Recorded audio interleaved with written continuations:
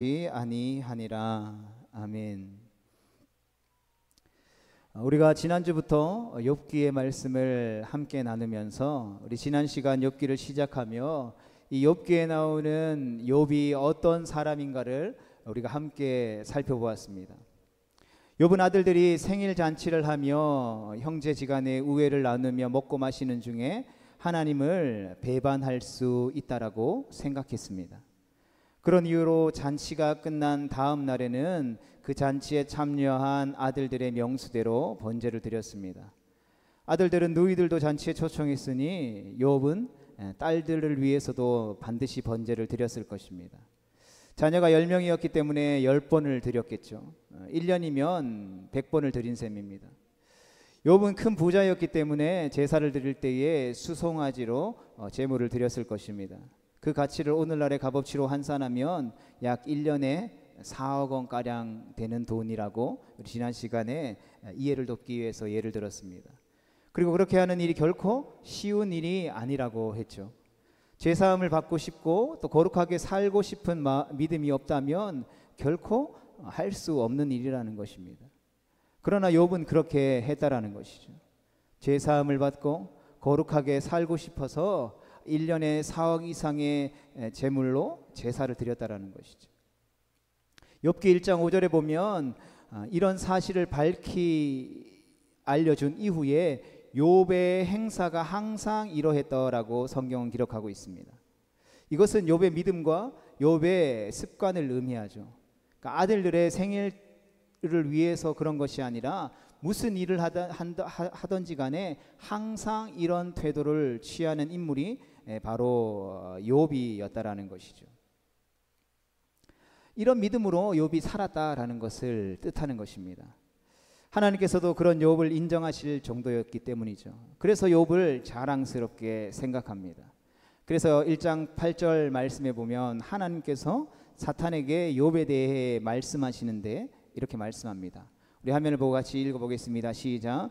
여호와께서 사탄에게 이르시되 내가 내 종 욥을 주의하여 보았느냐. 그와 같이 온전하고 정직하여 하나님을 경외하며 악에서 떠난 자는 세상에 없느니라. 아멘. 욥처럼 악에서 떠난 사람도 없고 정직하고 의로운 사람도 없다라고 하셨죠. 그리고 이 이야기를 누구에게 하셨습니까? 바로 사탄에게 했다라는 것이죠. 사탄에게 이렇게 말씀하셨다라는 것은 그만큼 자신이 있으셨다라는 뜻이죠. 하나님께서는 그만큼 욥을 신뢰하셨다라는 것입니다. 하나님이 신뢰하는 사람, 하나님이 사탄에게 자랑할 만한 사람이 고난을 겪으면 될까요?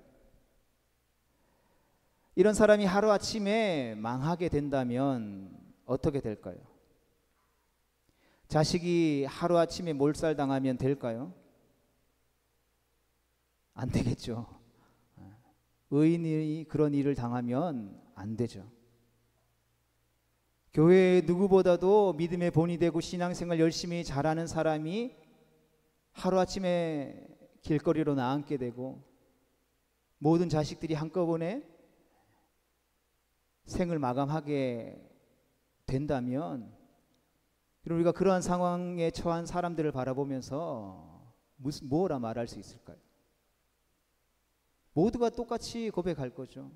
저렇게 하나님 사랑하고 신뢰하고 믿음으로 살려고 애쓰는 사람에게 어떻게 저런 일이 있을 수 있을까라는 생각들을 하게 된다는 것이죠. 그러면서 의인에게 그런 일이 일어나면 안 된다라는 생각이 우리의 삶을 지배하게 되죠. 의인은 고난도 없고 하는 일마다 다 잘 되어야 합니다. 그리고 천국에 갈 때도 평안하게 죽어야 하죠. 그런 면에서 반대로 어떤 생각을 가지게 됩니까? 악한 사람들은 죄를 지을 때마다 벌을 받아야 한다라고 생각하죠. 고생만 하다가 죽어야 한다라고 우리는 생각합니다.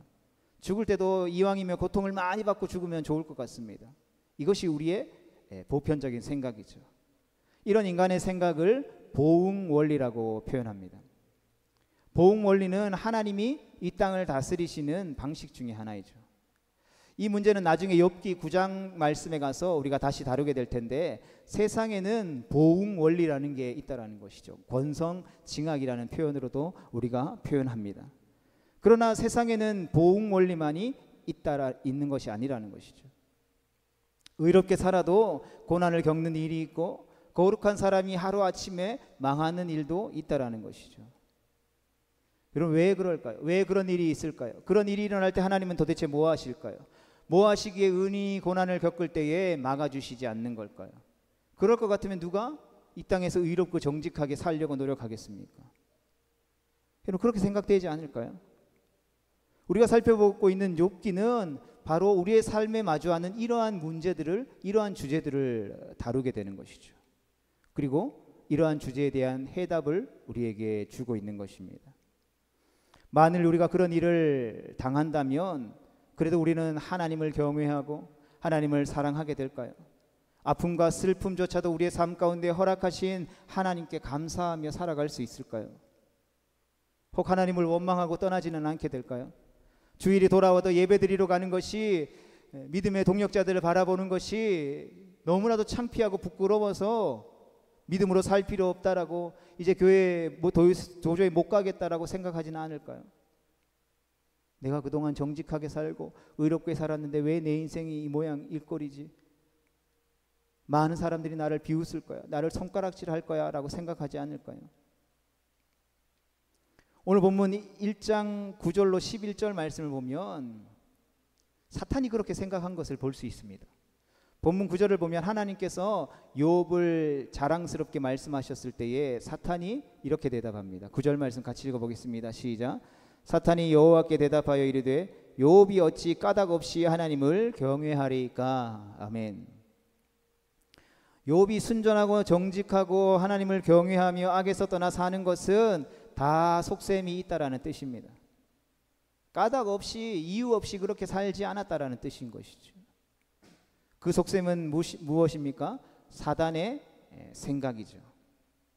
사단이 욥을 넘겨짚어서 한 말입니다. 이런 사단이 생각한 속셈이 무엇일까요? 그것이 무엇이냐면 하나님께서 재물의 복을 주셔서 욥이 하나님을 경외한다라는 것이었습니다. 즉 사탄의 주장은 재물의 복을 받으려고 하나님 앞에서 온전하고 정직하게 살고 하나님을 경외하며 산다라는 것이죠. 성도들, 우리는 어떻습니까? 우리는 하나님을 경외하며 사랑하며 살아가고 있습니까? 모두가 다 그런 줄로 믿습니다. 그렇다면 하나님을 경외하고 사랑하는 근본적인 이유와 목적은 무엇입니까? 하나님 우리에게 물질을 주셨기 때문입니까? 아니면 하나님이 물질을 주실 것을 믿기에 그 하나님 앞에 잘 보이고 싶어서 순전하고 정직하게 살고 계십니까? 사탄은 그렇게 생각했다라는 것이죠. 우리의 생각과 사탄이 같습니까? 다릅니까? 우리의 속셈과 사탄의 속셈이 같은지 다른지 알아보는 방법이 하나 있죠. 그것은 바로 우리가 예수님을 믿는 이유가, 우리가 예수 믿고 믿음의 공동체 가운데 나아오는 이유가 이 세상에서 잘 먹고 이 세상에서 잘 살고 출세하는 데 있는지 그렇지 않은지를 아는 방법인 것이죠. 그것은 하나님께서 우리의 재물을 거두어 가시는 것입니다. 하나님께서 우리를 욥의 모습처럼 하루아침에 망하게 하시면 우리가 재물 때문에 하나님을 믿는지 아닌지를 알 수 있는 것이죠. 그럼 그렇지 않겠습니까? 사탄이 그렇게 생각했다라는 것입니다. 만일 하나님께서 욥에게 허락하신 그 재물을, 그 복을 거두어 가시면 욥은 하나님의 얼굴을 대고 하나님을 욕하고 원망하고 불평할 것이다라고 생각했다라는 것이죠. 하나님께서 재물을 치시면 더는 하나님을 경외하지 않고 의롭고 정직하게 살지 않고 요즘으로 치면 교회 안 나오고 신앙생활 하지 않을 것이다라고 생각했다라는 것이죠. 그렇다면 사탄이 왜 그렇게 생각했을까요? 왜 재물을 거두면 욥이 하나님의 얼굴에 욕을 하고 떠날 것이다 라고 했을까요? 그것은 그런 사람을 보았기 때문인 것이죠. 이 땅을 살아가는 믿음의 백성들 가운데 그런 사람이 있기 때문이라는 것이죠. 그런 사람이 있을 것입니다. 아마 많겠죠. 재물의 복을 주시면 하나님을 믿고 고난이 오면 하나님을 떠나는 사람들이 있다라는 것이죠. 가난했는데 부자가 되면 믿음 생활 열심히 하고 부자였는데 가난하게 되면 하나님을 원망하는 사람이 있다라는 것입니다. 그래서 사탄은 욥도 사람인지라 이 재물을 거두어 가시면 틀림없이 그렇게 할 것으로 생각했다라는 것이죠. 어쩌면 사탄은 많은 사람들 가운데 그러한 방법으로 하나님을 욕하고 떠나는 사람들을 보았을 것입니다. 그럴까요? 재물을 거두면 하나님의 얼굴에 대놓고 욕할까요? 하나님을 원망하고 떠나버릴까요? 하나님께서는 욥은 그런 사람이 아닌 것으로 신뢰하셨습니다. 그래서 욥의 소유물을 사탄의 손에 맡기셨다라는 것이죠. 욥의 재산을 처벌하고 허락하십니다. 그러나 그의 건강에는 손을 대지 말라고 하셨습니다. 이렇게 해서 욥의 고난이 시작되죠. 성경은 욥에게는 소가 1,000마리가 있었고 암나귀가 500마리 있었습니다. 어느 날 스바 사람이 1차로 쳐들어와서 종들을 죽이고 모조리 약탈해 갔습니다. 그것을 보고하고 있는 와중에 또 한 사람이 오죠. 양이 7,000마리였는데 바로 그날 하늘에서 불이 내려와 모든 양과 그것들을 돌보던 종들을 다 타 죽였다라고 했습니다. 그것을 보고하고 있던 와중에 약대가 3,000마리였는데 같은 날 갈대아 사람들이 쳐들어와서 종들을 죽이고 다 빼앗아 갔다라고 보고합니다. 그런데 그것이 다가 아니었습니다. 그날 그 보고를 하던 와중에 아들들과 딸들이 맏아들 집에 모여서 함께 식탁 교제를 나누고 있을 때에 태풍이 불어 집이 무너지게 된 것이죠. 그때 자녀 10명이 함께 몰살을 당하게 됩니다. 재산이 많지 않은 사람은 재산이 하루아침에 날아가면 충격을 받아도 상대적으로 적게 받겠죠. 그러나 재산이 많은 사람은 재산이 많은 만큼 충격을 강하게 받을 수 있는 것입니다. 욥의 경우는 어떻습니까? 재산이 많아도 보통 많은 사람이 아니었다라는 것이죠. 성경은 당대의 동방의 사람 중에 가장 큰 자가 바로 욥이었다라고 했습니다. 동방 땅의 동쪽에 살아가던 사람들 중에 가장 부자가 바로 욥이었다라는 것이죠. 그런 욥이 모든 재산을 다 잃어버리게 됩니다. 그것뿐입니까? 게다가 자식들이 한날에 다 죽게 되죠. 이런 욥이 받았을 충격을 생각해 보십시다. 과연 우리가 그런 상황을 겪었으면 빈폭 잡고 쓰러져도 골백 번은 쓰러졌겠죠. 우리가 그냥 문자로 그냥 욥이 이런 일을 겪었구나, 아유 힘들었겠다, 그런 수준의 이야기가 아니라는 것이죠. 우리가 상상조차 할 수 없는 일이 욥의 인생 가운데 벌어진 것이잖아요. 이 모습을 보면서 어찌 이 세상에 이런 일이 있을 수 있을까라고 외칠 정도라는 것이죠. 아니 이 말은 지어낸 말이야, 거짓말일 거야 라고 생각할 정도로 도무지 있을 수 없는 일이라는 것입니다. 그런데 이 말도 안 되는 일이 욥에게 일어난 것이죠. 절대로 있을 수 없는 일이라고 생각했던 일이 욥에게 일어난 것입니다.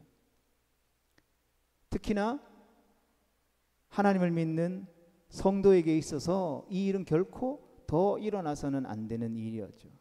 소위 말해서 하나님 영광 가리는 일이 나타나게 된 것이죠. 그런데 세상 일이 그렇습니다. 절대로 있을 수 없는 일이 누구에게나 일어날 수 있다라는 것이죠. 그러면 그때 욥이 어떻게 했을까요? 그래도 하나님 앞에 예배드리고 싶었을까요? 그래도 여전히 하나님을 사랑하는 마음이 있었을까요? 여전히 하나님을 찬양하고 싶은 마음이 있었을까요? 믿음의 공동체 안에서 함께 하나님을 믿는 사람들을 바라보면서 내가 당한 고난과 고통이 있지만 그럼에도 불구하고 믿음으로 몸부림치며 애쓰며 살아가는 성도들과 지체들을 바라보면서 하나님 살아계십니다. 하나님이 당신을 사랑하십니다. 하나님께서 당신에게 복 주시기를 원하십니다. 축복하며 감사하며 사랑하는 말을 내뱉을 수 있었을까요? 아니면 사탄의 생각처럼 하나님의 얼굴에 대놓고 원망하며 여기라도 해야 하지 않았을까요?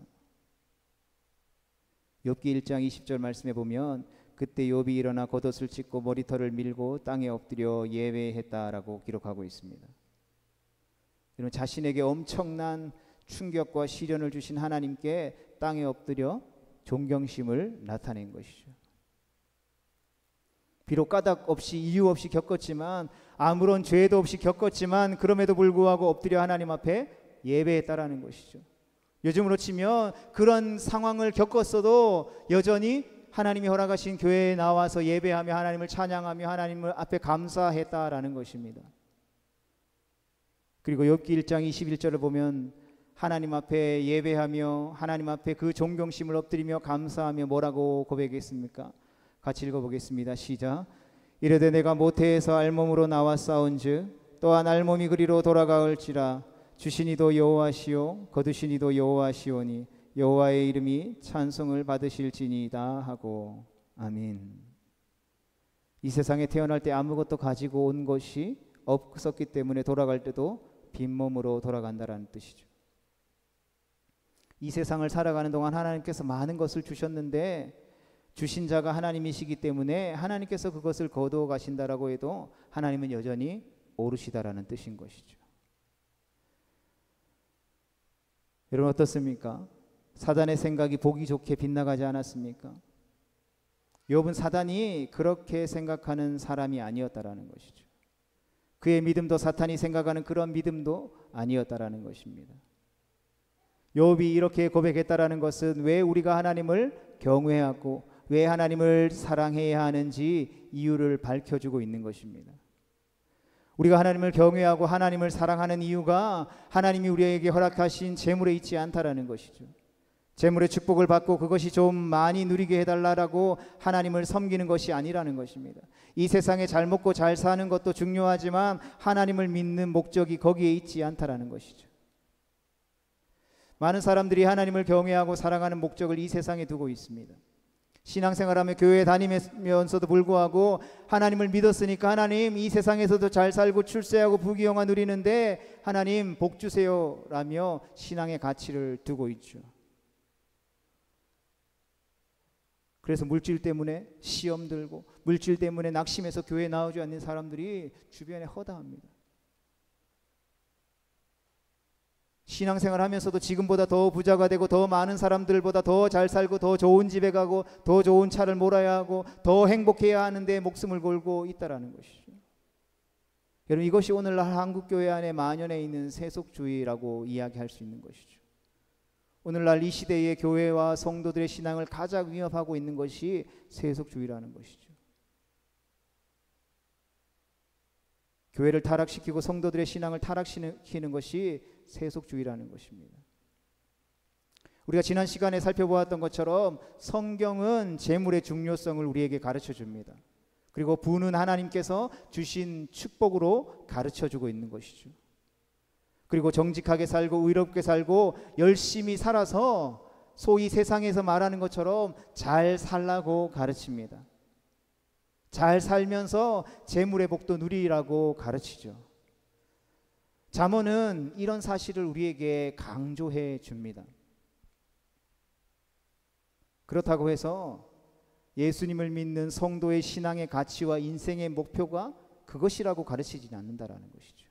그것이 절대적인 신앙과 삶의 목적은 아니라는 것이죠. 그런데도 그렇게 생각하고 이 세상의 가치를 두고 산다면 그것은 사단이 생각하고 있었던 그 생각과 가치관이 딱 맞아떨어진 것이죠. 그런 사람은 사탄이 생각한 그런 사람이라는 것입니다. 그런 사람들은 고난이 오면 하나님을 떠나버리죠.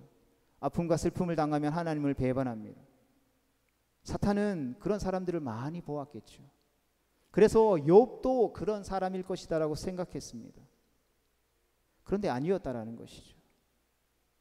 바라기는 우리 모두도 사탄이 생각하는 그런 사람이 아니기를 간절히 축복합니다. 오히려 하나님께서 신뢰하는 성도가 될 수 있기를 주님의 이름으로 축복합니다. 하나님께서 사탄에게 믿고 자랑할 수 있는 성도로 우리의 믿음이 계속해서 자라나고 성숙해져가는 복된 성도가 되어질 수 있기를 주님의 이름으로 축복합니다. 그렇다면 우리가 하나님을 경외하고 사랑해야 하는 이유가 무엇입니까? 왜 욥처럼 하나님께서 모든 재물을 거두어 가신다라고 해도 하나님께 우리는 경배와 찬양을 올려드려야 할까요? 그것은 욥의 고백에 잘 나타나 있습니다. 욥의 고백은 어떠한 고백입니까? 주신 이도 여호와시요 거두어 가시는 이도 여호와이시기 때문이라는 것이죠. 우리에게 있는 모든 것을 주신 분이 하나님이시기 때문에 우리는 하나님을 경외하고 사랑해야 한다는 것입니다. 성도 여러분, 하나님께서 우리에게 생명을 주셨습니다. 이 세상에 태어나 찬란한 빛을 보게 살게 하셨고 오늘 이 시간 이때까지 우리를 빛나는 하나님의 자녀로 불러주셨고 복 주셨다라는 것이죠.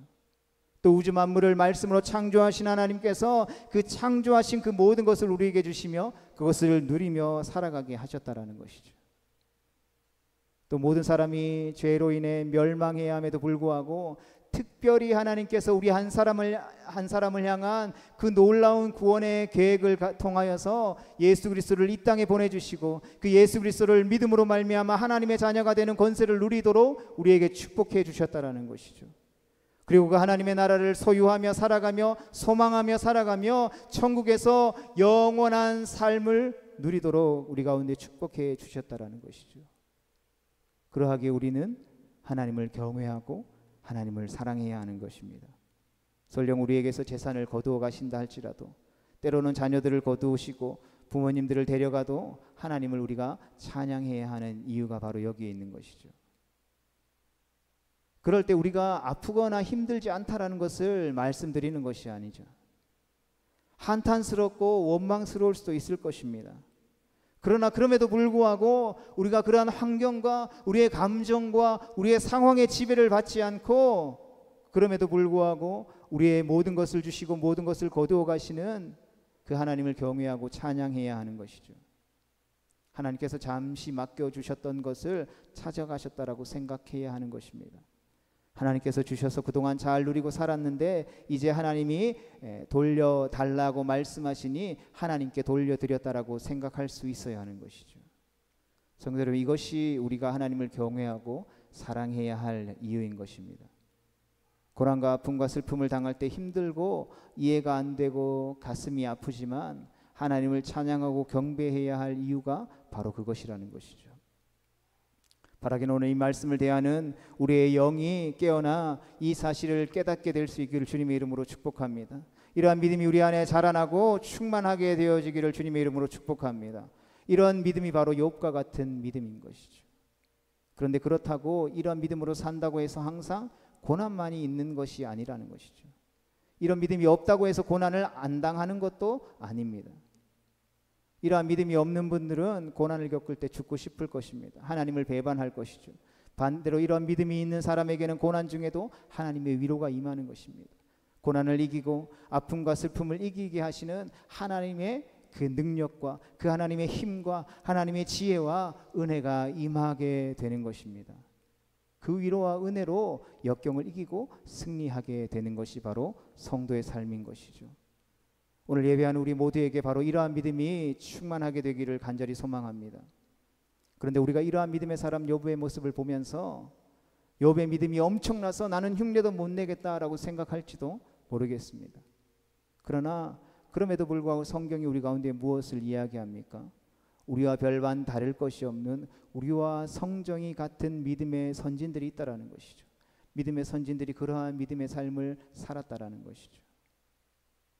나아가 하나님이 부르시고 함께 하시기에 우리가 그러한 사람이 되고자 피 흘리기까지 몸부림치며 애써야 한다라는 것입니다. 그러므로 욥과 같은 믿음으로 살아내기를, 욥과 같은 믿음의 사람 되기를 결코 포기해서는 안 될 것입니다. 또 우리가 할 수 없다라고 우리 입술로 고백해서도 안 될 것입니다. 우리에게는 이해 안 되는 일들이 일어나죠. 정말 당하고 싶지 않은 일을 당할 수도 있다라는 것이죠. 우리가 아무리 싫어해도 당할 수밖에 없는 일도 있는 것입니다. 우리는 그렇게 살 수밖에 없는 인간이기 때문인 것이죠. 하나님이 허락하신 그것이 바로 우리에게 주어진 인생이라는 것입니다. 고난을 겪고 살 수밖에 없는 인생이라는 것이죠. 그러나 그런 우리에게 우리가 기억해야 될 것은 하나님이 계시다라는 것을 기억해야 하는 것입니다. 하나님이 욥의 고난을 통하여서 우리에게 말씀해 주시는 것이 바로 그것인 것이죠. 그런 우리의 인생을 사랑하시는 하나님이 오늘도 우리와 함께 하시길 원하시며 오늘도 살아 역사하셔서 우리의 삶 가운데에 개입하시기를 원하신다라는 것이죠. 그리고 그 아픔을 겪고 사는 우리를 위로하시고 도우시고 회복시키기를 원하신다라는 것입니다. 우리를 격려하심으로 다시 일어서도록 힘을 주시기를 원하신다라는 것이죠. 재기하게 하시고 회복하게 하시는 것입니다. 그 하나님께서 오늘도 우리의 편이 되어 주시고 계시다라는 것을 우리가 잊지 않고 기억했으면 좋겠습니다. 그래야 하나님을 믿는 믿음으로 주어진 아픔과 슬픔 또한 견디고 이겨내는 거룩하고 복된 믿음의 백성 되어질 수 있기를 주님의 이름으로 축복합니다. 우리 이 시간에 주신 말씀을 기억하면서 우리 함께 찬